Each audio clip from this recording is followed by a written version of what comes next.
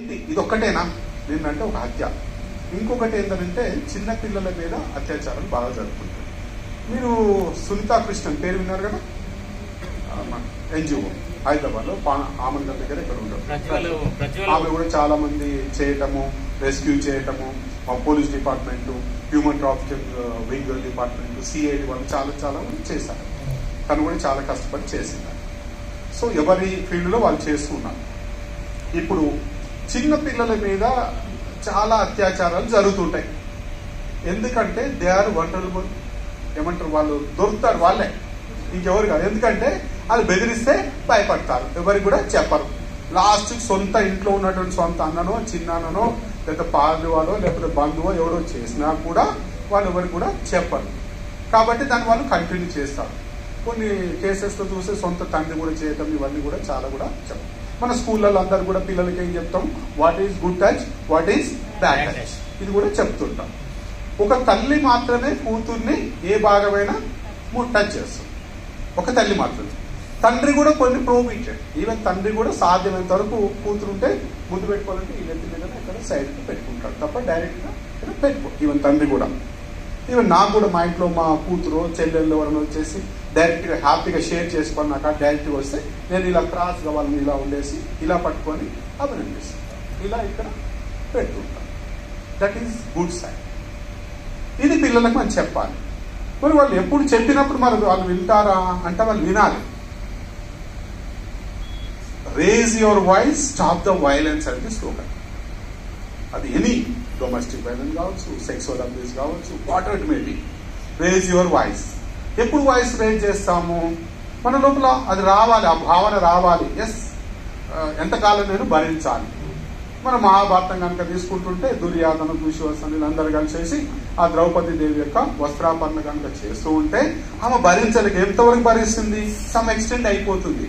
But ఆ శారీ కంప్లీట్గా వెళ్ళిపోతే ఆమె డిస్రోబ్ అయిపోతుంది, ఆమె నేకుడుగా కనిపిస్తుంది. అప్పుడు ఏమంటే కృష్ణ అని పిలుస్తుంది. దీంట్లో ఎవరైనా వేరే వాళ్ళు ఉంటే నన్ను వేరే తీరు తీసుకోక ఎగ్జాంపుల్ మాత్రమే తీసుకుంటే అప్పుడు ఏమైంది, అప్పుడు కృష్ణుడు వస్తారు, వచ్చేసి ఆపదలో ఉన్నటువంటి ఆమెని ఆదుకుంటారు, శారీస్ ఇవ్వటము. తర్వాత అదంతా మీకు అంటే స్టోరీ కొంతమంది తెలిసి తెలియకపోతుంది.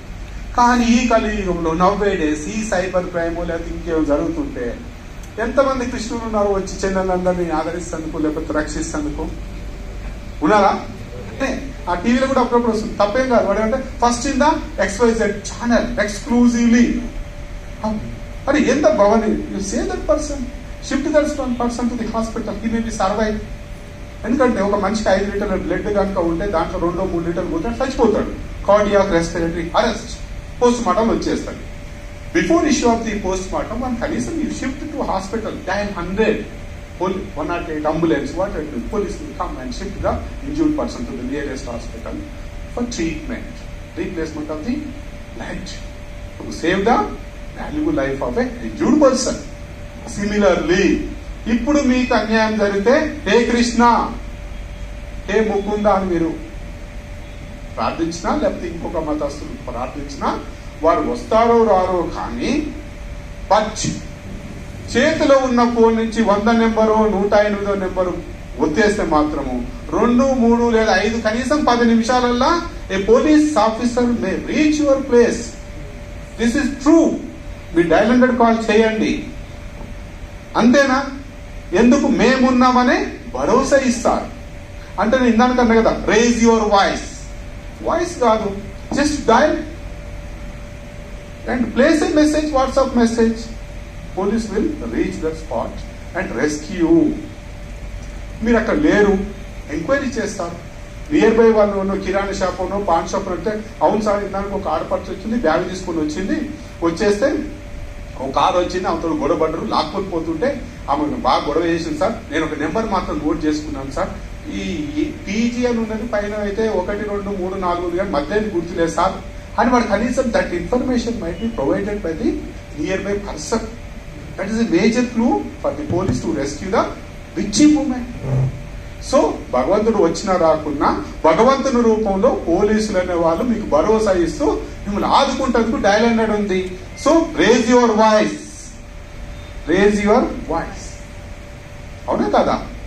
ఇప్పుడు ఇంకొకటి తెలంగాణ రాష్ట్రంలో ఏంటంటే మనకున్నటువంటి జిల్లాలన్నింటిలో కూడా ఏ జిల్లా తీసుకున్నా కూడా near with in the radius of 10 to 15 kilometers that is a police station.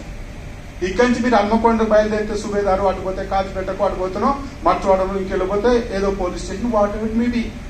Even rural ఏరియాలో కూడా మీ చైన్ లాక్కున్నారు, మీతో మిస్బిహేవ్ చేశారు, ఇంకేదో జరిగింది, హత్య జరిగింది, you get on it near by police station. Police station కూడా సాధ్యమైతే రోడ్డు పక్కనే ఉంటాయి. అన్న డ్రైవర్ అన్న ఆపు, నేను పోలీస్ స్టేషన్ పోతుంటే అది శుభ్రంగా ఆపేస్తా. Go and report the police station, benefited. లేకపోతే లేట్ అవుతాముంటే మనకు న్యాయం అనేది కూడా జరగదు. తర్వాత నేను ఒక చిన్న సంఘటన చెప్తాను. నేను పానగల్లో మన పహాడీ షరీఫ్ అనే పోలీస్ స్టేషన్లో సిఐగా పనిచేస్తాను 2012-13 మధ్య కాలంలో. రంజాన్ పండుగ కంటే ముందర సమ్ ఉమెన్, ఆ పేరు గుర్తొస్తలేదు, భర్తనేమో పాన్ షాప్ లో పనిచేస్తారు. ఒక పిల్లోడికి 4 మంది ఉంటుంది, వానికి ఇబ్బంది ఉంటుంది, ఒక కూతురు ఉంటుంది, ఏదో ఉంటుంది. వాడు పాన్ షాప్ లో పనిచేసే చార్మినార్ కాడికి 300 రూపాయలు ఇచ్చేసి నీవు ఖర్జూర పండ్లు తర్వాత ఇంకేమో కొన్ని ఉంటాయి ఫ్రూట్స్ ఉంటాయి కదా, అవి తీసుకొచ్చి స్వీట్ చేయి మన పండుగ పిల్లల కోసం పండుగ చేసుకుందాం అని చెప్పారు. చెప్తే వీళ్ళ అమ్మగారు కూడా పక్కనే ఉంటే ఈ మహిళ ఏం చేసింది, ఆ ఖర్జూర పండుగ తీసుకొచ్చింది, నానబెట్టేసింది. నానిన తర్వాత ఇది చేయాలి కదా, కుర్బాన్ పెట్టి ఇంకేదో పండుగ అయిపోయింది. వాళ్ళ అక్క చెల్లెళ్ళు కూడా పండగకి పిలిపించేసి ఈ మహిళను పట్టుకుపోయి చేతికి మెహింది. ముస్లిమ్స్ ఆడవాళ్ళు ఎవరైనా పెట్టుకుంటారు, ఇక్కడ చిక్కడానికి పెట్టుకుంది, ఇక్కడ చిక్కడానికి పెట్టుకుంది, కాలం పెట్టుకుంది. అయిపోయింది. రాత్రి 10-11 గంటలకో ఇంటికి వచ్చేసిన తర్వాత వాళ్ళ భర్త అన్నాడు, ఏం చేస్తామంటే అది చేస్తానంటే ఇక చేయాలంటే నానబెట్టిన పొద్దున కదా పండుగ చేస్తానని చెప్పేసినాక చేతులకి ఏంది అన్న, అంటే మెహింది అన్న. అంటే నేను ఇచ్చిన డబ్బులన్నీ మెహింది, వాడు ఇచ్చినవి 300 రూపాయలు సరిపోతాయి అమ్మ, నిజంగా మాట్లాడదాం, 300 రూపాయలు సరిపో. అది అన్న తర్వాత వాడు ఉండేసి గొడవ పడితే వాళ్ళు పెద్ద బిడ్డ చెప్పింది, పాప అమ్మే వాళ్ళ ఇంటికి పోయింది, అంతా చేసుకుందంటే వీళ్ళు చేస్తావా, నేను చంపేస్తా అమ్మాయి మాడాతు అంటే అది వెక్స్ అయిపోయి చంపు మారు, ఇక నేను నీతో రోజు తను తిరిగి చచ్చిపోవడం నయమని తను నిశ్చేష్టంగా వితౌట్ ఎనీ అపోజ్ చేయకుండా ఆమె ఒక బొమ్మలాగా ఉన్నది. వాడు చంపుతా, నువ్వు చంపు పక్కన పాప చెప్పిన తర్వాత వాడు గొంతు బట్టి పిసికేసి చచ్చిపోయింది. చనిపోయిందో లేదని అనుమానంతో ఓ కత్తి తీసుకుంది, మరి గొంతు కూడా కోసాడు. అయిపోయిన తర్వాత ఇటు చూసిండు, ఓ పిల్లగా నాలుకలే కదా, ఓ బీబీ మరుగైనా మరి ఈడెట్లా బతాడు, నేను జైలు పోతా కదా, నేను కూడా చంపుతాం అని కూడా చంపేసిన తర్వాత ఆ పిల్ల ఏడ్చుకుంటా వెళ్ళిపోయింది. ఓ చిన్న పాప పడుకొని ఉంది. పొద్దున్నే లేచిన తర్వాత ఆ చిన్న పాప లేచి అమ్మి అదే అంటుంటే చీమలు నోట్లో పోతుంటే నాకు హిందీ తక్కువ అదేదో పోతున్నానంటే వినకపోతే మా అమ్మమ్మ ఇంటికి పోయి నడుచుకుంటూ పోయి అమ్మి మరిగా అదేమో చెప్పేసి వాళ్ళందరూ వచ్చేసి వీడు వాళ్ళ అమ్మోళ్ళ ఇంటికి పోయి మళ్ళీ పొద్దున పట్టుకొస్తే మంచి ప్రశాంతంగా వచ్చింది సార్ చెప్పేసి అయిపోయింది, అర్థం చేసిన అయిపోయింది. ఇక్కడ చూడండి, వారికి నేర స్వభావం లేదు, చంపే ఉద్దేశం లేదు. ఈ మహిళ నీ భర్త అనేవాడు చంపుతా అంటే చంపు అన్నావు, కానీ వాడు చంపుతుంటే కనీసం ఎస్ నేను అనేది ఏంటంటే గొడవ చెయ్యి, వాయిస్ రేజ్ చెయ్యి, నన్ను ఎందుకు చంపుతావు, నువ్వేమైనా డబ్బులు ఇచ్చావా, మా అమ్మోళ్ళు నాకు పెట్టారు, అవును నీకు ఇష్టం లేదు నేను వెళ్ళిపోతాను మా అమ్మోళ్ళ ఇంటికి అనొచ్చు కదా. నువ్వు చచ్చినావు బాగానే ఉంది, మరి ఆ మూగోడు వాడు వచ్చింది కదా, పెళ్లి కావాల్సిన పిల్ల అది ఉంది కదా, ఇంకో పోరగాడు ఉంది కదా, మరి వీళ్ళందరూ ఇక్కడికి. అంటే నేనేమంటున్నా అంటే ఒక మహిళ సంసారాన్ని ఎంత అద్భుతంగా తీర్చిదిద్దుతుందో, తనకు అన్యాయం జరుగుతుంటే భరిస్తుందే, కానీ ఆ భరించే తత్వం నుంచి కొంచెం ఒక గ్రేడ్ 49 నుంచి 50 కాదు 50 వచ్చేసి రెసిస్టెన్స్ అనేది పెడితే, అందుకనంట raise your voice. She became silent. Entire life అయిపోయింది, పిల్లల లైఫ్ కూడా అయిపోయింది. తర్వాత ఇప్పుడు చూడండి, మీకు వీటన్నిటికంటే ముఖ్యంగా మన ఒక ఎస్ఆర్ స్కూల్ మనం బయట ఎస్ఆర్ కాలేజ్ పోయినప్పుడు పిల్లలందరూ 800 మంది పిల్లలు ఉన్నారు. 15th day August I was the chief guest of that institution. నన్ను మాట్లాడమని చెప్పాను. ఇంకా పిల్లలు మాట్లాడుతుంటారు, వాయిస్ ఎక్కువ పెడుతుంటారు, గోల చేస్తుంటారు, అంతే అయిపోయింది. లాస్ట్ నేను ఏమన్నానంటే, అంత బాగుంది గోల చేయండి, కానీ మీకు ఒక విషయం తెలుసా అంటే సైలెంట్గా ఒకరి మొక్కలు చూసుకున్నాను.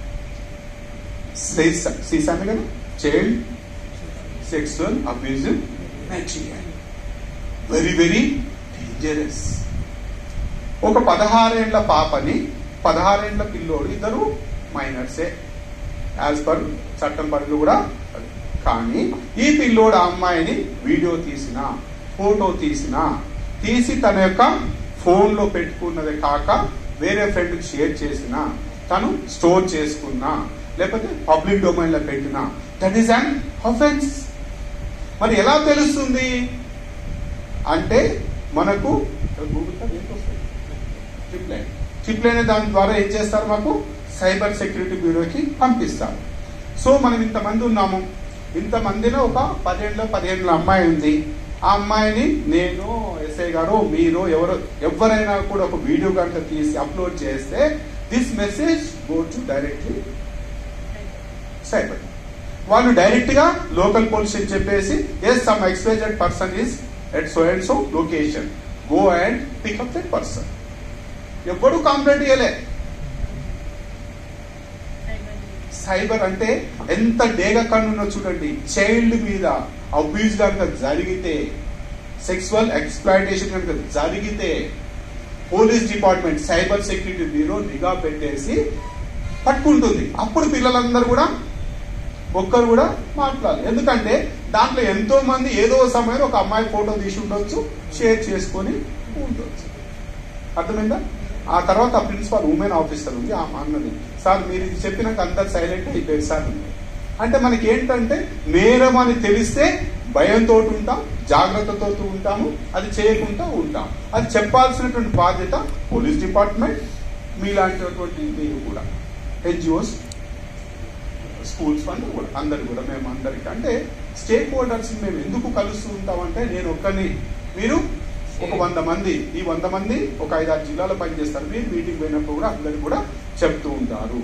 ఈ అద్భుతమైనటువంటి మహిళల చేతులు, లేకపోతే చిన్నారి చేతులు, ఆడపిల్లలుగా ఉంచవచ్చు.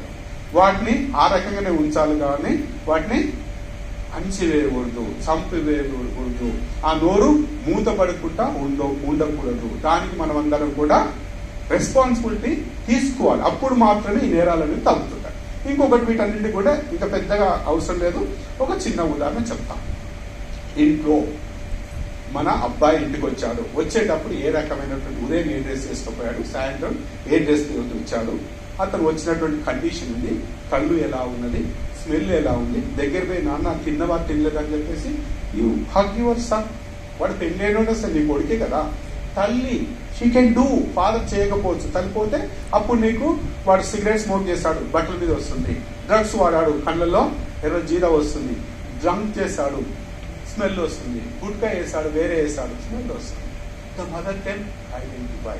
ఈ భూమి మీద తల్లి లేని లేదా అక్కో చెల్లి లేని పిల్లలు చాలా తక్కువ మంది ఉన్నారు, ఎవరో రేర్ పర్సన్. కానీ మీరందరూ కనుక తల్లి కనుక ఒకసారి చూస్తే వాటి వ్యసనాలకు దూరం అవుతాడు, వాడు నేరాలు రేపొద్దున చేయడు. ఈ నేరాలు చేసిన అందరూ ఒక తల్లి కొడుకే కదా, ఒక పాపకు తండ్రే కదా, అవునా కదా? ఇంతకంటే ఎక్కువ నేను మెసేజ్ చెప్పడం కూడా, మీరు అడిగారు కదా మేడం టైం ఎంత తీసుకుంటారని.